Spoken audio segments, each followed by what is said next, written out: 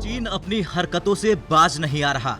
पहले तो वो तुच्छी हरकतें करता था, लेकिन अब वो खुलेआम भारत को धमकी देने पर उतर आया है। जी हाँ, चीन ने अपने भोपू यानी ग्लोबल टाइम्स के जरिए भारत को धमकी दी है कि अगर युद्ध होता है तो नई दिल्ली की हार होगी।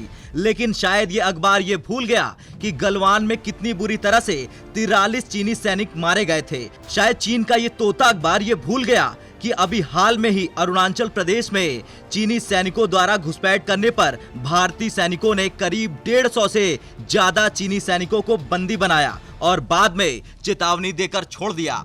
चलिए अब आपको बताते हैं आखिर चीनी तोते यानी ग्लोबल टाइम्स में प्रकाशित संपादकीय में क्या कहा। इसमें कहा गया, नई दिल्ली एक बात स्पष्ट रूप से समझ ले, जिस तरीके से वो सीमा को हासिल करना चाहती है उस तरीके से उसे वो नहीं मिलेगी। अगर युद्ध शुरू होता है तो निश्चित रूप से उसे हार का सामना करना पड़ेगा।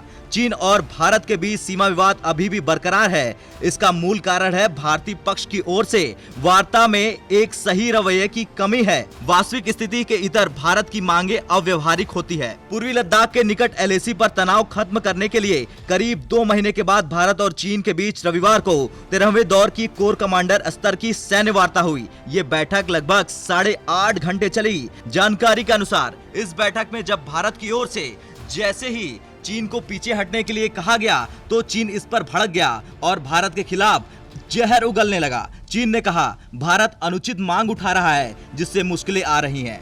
तो वहीं भारतीय पक्ष ने जब विवादित क्षेत्र के मुद्दे को हल करने के लिए रचनात्मक सुझाव दिए तो चीनी पक्ष इस पर राजी नहीं था और न ही खुद कोई समाधान दिया। ऐसे में ये बैठक बेनतीजा रही। भारतीय सेना के प्रवक्ता ने बताया कि भारत चीन कोर कमांडरों की बैठक में चर्चा पूर्वी लद्दाख में LAC के साथ बाकी मुद्दों के समाधान पर केंद्रित थी। भारतीय पक्ष ने कहा था कि LAC पर विवाद चीनी पक्ष द्वारा यथास्थिति को बदलने और द्विपक्षीय समझौतों के उल्लंघन के कारण उत्पन्न हुई। इसलिए ये आवश्यक था कि चीनी पक्ष शेष क्षेत्रों में उचित कदम उठाए ताकि पश्चिमी क्षेत्र में LAC के साथ शांति बहाली हो सके। खैर, ये चीन का वो मुखपत्र है जो प्रोपेगेंडा छापता है और अनाप शनाप छापता है, इसलिए इसे सीरियस लेने की कोई जरूरत नहीं है, क्योंकि ये अखबार चीन की सरकार का वो तोता है जो जिनपिंग सरकार की भाषा बोलता है और न सिर्फ भारत बल्कि ताइवान को लेकर, जापान को लेकर और जापान से लेकर अमेरिका तक को धमकी देता है।